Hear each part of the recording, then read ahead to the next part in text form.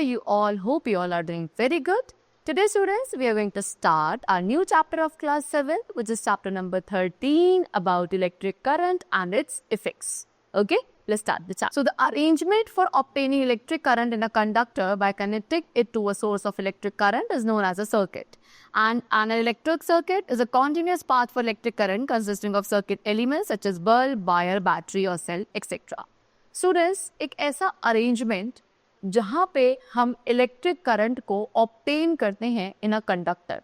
Okay, and कैसे? उस conductor को एक इलेक्ट्रिक करंट के सोर्स के साथ कनेक्ट करके. That is known as circuit. Okay, so electric circuit क्या है? एक कॉन्टिन्यूस पाथ जिसके थ्रू इलेक्ट्रिक करंट पास होता है एंड उस कॉन्टिन्यूस पाथ को कुछ सर्टेन इलेक्ट्रिकल डिवाइसेस कंबाइन करके बनाया जाता है, लाइक बल्ब, वायर, बैटरी और सेल. कॉम्बिनेशन ऑफ 2 और मोर सेल. अब 2 या 2 से ज्यादा सेल का जो कॉम्बिनेशन होता है, we call it battery. Single cell is cell only, but अगर 2 या 2 से ज्यादा सेल को कंबाइन कर देते हैं, then we call it a battery.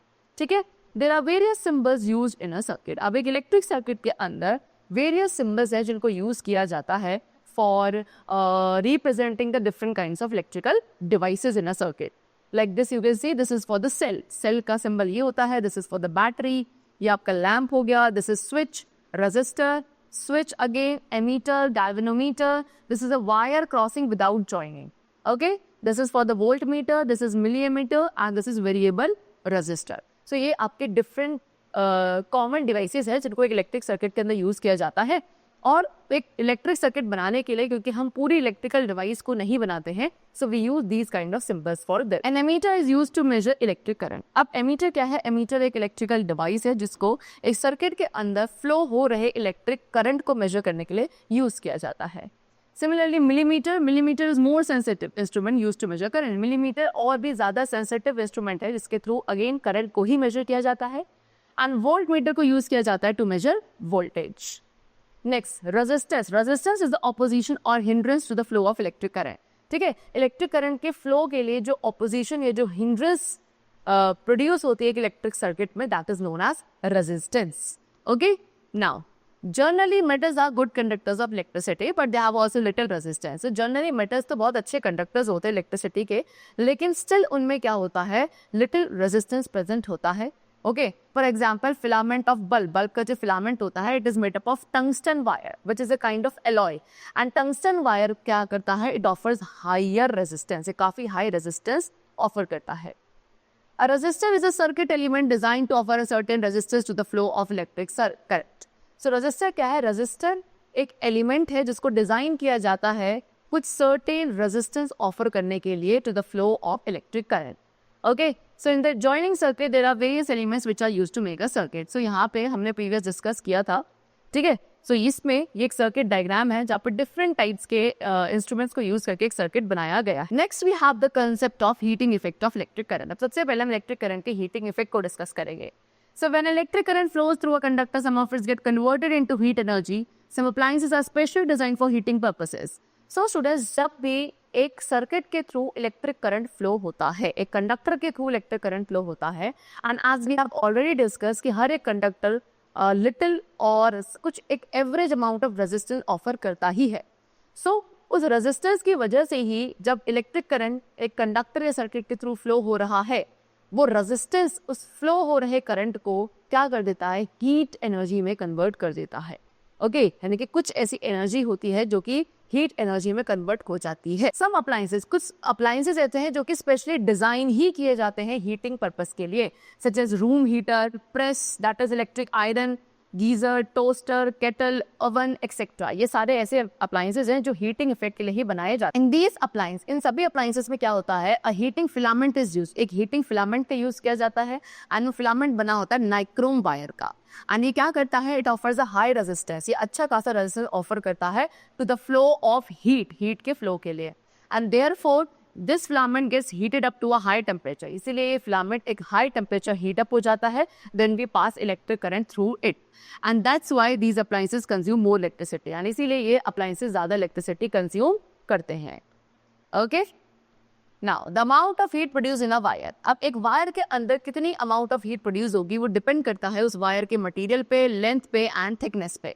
Okay, so that's for different requirement. इसीलिए अलग अलग रिक्वायरमेंट्स के लिए हम डिफरेंट मटेरियल्स की वायर्स को different length and different thickness के साथ यूज करते हैं। Normally wire use for making electric circuit, so normally वो वायर जिनको आप इलेक्ट्रिक सर्किट बनाने के लिए यूज करते हैं वो ज्यादा हॉट नहीं होती, बट कुछ इलेक्ट्रिकल अप्लायंसेस के जो एलिमेंट्स होते हैं वो इतने हॉट हो जाते हैं कि वो इजिली विजिबल है, होते लगते हैं कि yes they are hot. The filament of electric bulb का जो फिलामेंट है वो आपका हीट होता है to such a high temperature that it starts glowing. वो इतना हाई टेम्परेचर तक हीट होने लगता है कि वो ग्लो करना स्टार्ट करता है।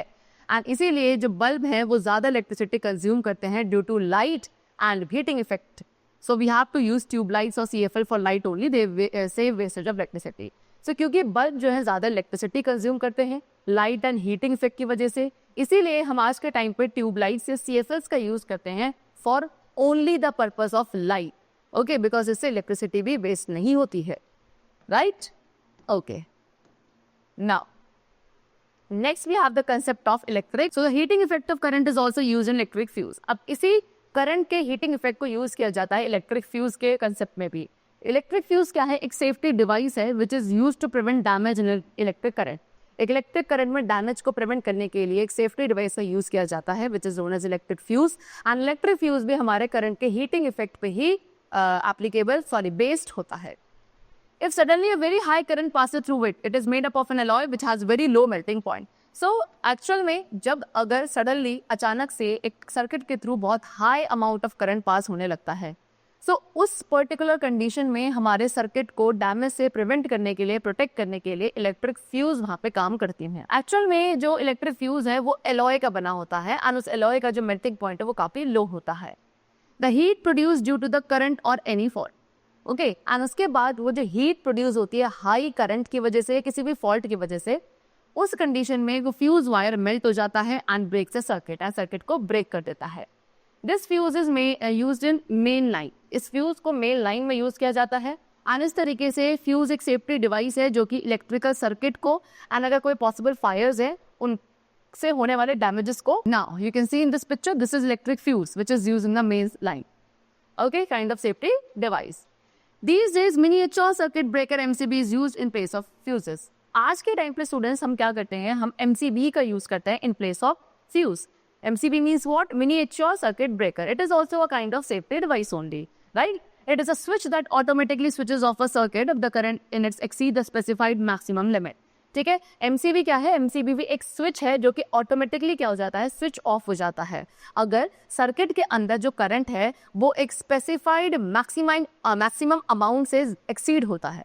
सर्किट के अंदर जो करंट है अगर वो एक स्पेसिफाइड मैक्सिमम अमाउंट से ज़्यादा हो जाता है तो ये जो स्विच है वो ऑटोमेटिकली स्विच ऑफ हो जाता है, जिसकी वजह से आपके करंट की सप्लाई जो है वो कट हो जाती है।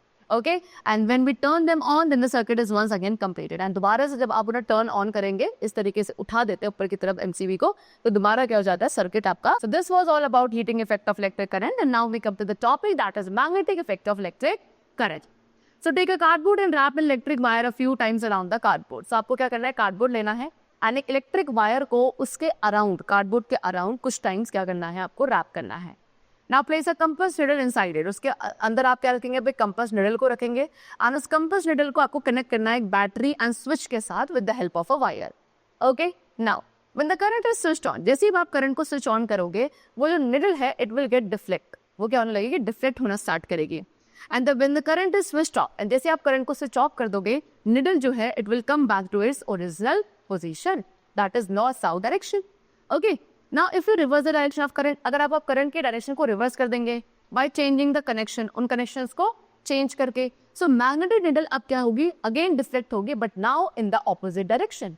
Okay, and on increasing the current, and अगर आप करंट को इंक्रीज करते हैं, जो डिफ्लेक्शन है निडल में, we know that a compass needle is deflected only by a magnet, but in this experiment compass needle is deflected, therefore the experiment shows that a current carrying wire act as a magnet. So student, जैसे कि हमें पता है compass needle आपका तभी deflect करती है, किसके थ्रू, हमेशा एक मैग्नेट के थ्रू ही कंपास निडल हमेशा डिफ्लेक्ट करती है। बट इस एक्सपेरिमेंट में जो कंपास निडल है वो डिफ्लेक्ट कर रही है। दैट मीन्स व्हाट, कि इस एक्सपेरिमेंट के थ्रू ये शो होता है कि यहाँ पे जो करंट कैरिंग वायर है, जिस वायर में करंट आपका फ्लो हो रहा है वो वायर यहाँ पे एज अ मैग्नेट एक्ट कर रही है एंड उसी मैग्नेट की वजह से compass needle is getting deflected in the circuit. This experiment was first perform by Hans Christian Oersted. इस एक्सपेरिमेंट को सबसे पहले किसने परफॉर्म किया था?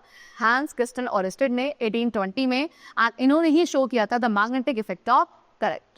He concluded that a wire carrying an electric current possesses a magnetic field around it and the strength of the magnetic field depends on the strength of the current. तो उन्होंने क्या conclude किया था अपने experiments के through कि एक wire जिसके अंदर इलेक्ट्रिक करंट होता है वो अपने चारों तरफ एक मैग्नेटिक फील्ड को क्या करता है? पोजेस करता है एंड उस मैग्नेटिक फील्ड की स्ट्रेंथ उस करंट की स्ट्रेंथ के ऊपर डिपेंडेंट होती है. Now magnetic field due to current in a straight conductor. अब एक स्ट्रेट कंडक्टर में करंट पास होने पर किस तरीके का मैग्नेटिक फील्ड प्रोड्यूस होता है? So it can be seen by following experiment. अब इसके लिए एक एक्सपेरिमेंट है. What is that? You have to take a smooth piece of cardboard. आपको एक स्मूथ पीस लेना है कार्डबोर्ड का एंड उसको हॉरिजॉन्टली होल्ड करेंगे and then we will pass an electric wire through its centre so that wire will be vertical. ठीक है, उसके सेंटर के थ्रू उस कार्डबोर्ड के सेंटर से हमें वर्टिकली क्या करना है? इलेक्ट्रिक वायर को पास करना है. ओके, चलो. Sprinkle fine iron filings uniformly on the cardboard and फिर उस कार्डबोर्ड पे हमें कुछ आयरन फिलिंग्स को यूनिफॉर्मली स्प्रिंकल करना है. Now connect the wire. उस वायर को आप क्या करेंगे? बैटरी के दो एंड्स के साथ कनेक्ट करेंगे सो दैट करंट जो है उस वायर के थ्रू पास होना शुरू करे. Tap the cardboard. उसके बाद कार्डबोर्ड को जेंटली टैप किया जाएगा. Iron filings arrange themselves in concentric circle. So आप क्या देखोगे कि वो जितनी भी आयरन फिलिंग्स हैं उन्होंने खुद को क्या कर लिया? करंट पास होने पर अपने सभी सराउंडिंग नेल्स को एक कॉन्सेंट्रिक सर्कल्स की फॉर्म में अरेंज कर लिया है. ठीक है, with their centre lying on the wire. उनका सेंटर क्या था? उस वायर था जहां से वो वायर पास हो रही है उनका सेंटर था और सेंटर के अलाउंग उन्होंने क्या कर लिया? सभी नेल्स ने खुद को कॉन्सेंट्रिक सर्कल्स में अरेंज कर लिया, showing the magnetic lines of force around the wire. And ये जो कॉन्सेंट्रिक लाइंस थी ये क्या कर रही थी? उस वायर के अराउंड जो मैग्नेटिक लाइंस है, मैग्नेटिक फील्ड लाइंस है, उनको रिप्रेजेंट कर रही है. You can see like this. इस तरीके से यहाँ पे आयरन फिलिंग्स ने खुद को इन कॉन्सेंट्रिक सर्कल्स की फॉर्म में अरेंज कर लिया है and these concentric circles are showing the field of. Next we have the concept of electromagnet. A magnet consisting of a coil of insulated wire wound around a piece of magnetic substance such as soft iron which act as a magnet only as long as the current is flowing in the wire. It is called a magnet, electromagnet. See students, what they're saying कि एक ऐसा magnet जिसके अंदर क्या होता है? एक coil होती है. उस कॉइल में इंसुलेटेड वायर होगी. ठीक है, और इंसुलेटेड वायर को क्या करा है हमने? एक मैग्नेटिक सब्सटेंस के पीस के अराउंड कॉइल किया है. ओके, फॉर एग्जाम्पल आप सॉफ्ट आयरन ले सकते हो, उसके अराउंड आपको उसको कॉइल करना है एंड अब वो मैग्नेटिक जो सब्सटेंस है वो क्या कर रहा है? एज अ मैग्नेट एक्ट कर रहा है only in the condition when the current is flowing through it.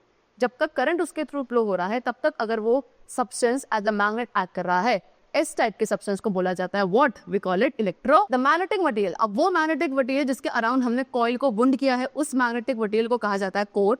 And core जो है मैग्नेटिक इफेक्ट को इंक्रीज कर देता है of the solenoid several times. Make a solenoid. अब यहाँ पे आपको एक सोलेनॉइड बनाने को बोला है. कैसे? You have to wind closely 30 to 40 turns of an insulated copper wire around a cylindrical object like a gum tube. एक सिलेंड्रिकल ऑब्जेक्ट लेना है, फॉर एग्जाम्पल एक गम ट्यूब, एंड उसके अराउंड आपको 30 to 40 अराउंड टर्न्स जो है एक insulated copper wire के वाइंड करने हैं.